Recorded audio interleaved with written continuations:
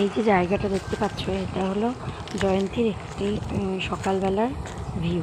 জয়ন্তীতে আমরা আগের দিন গিয়েছিলাম এবং রাতে ওখানে থেকেছিলাম। সকালে উঠে মর্নিং ওয়াকে বেরোনোর পর এত সুন্দর লাগলো এই জায়গাটা।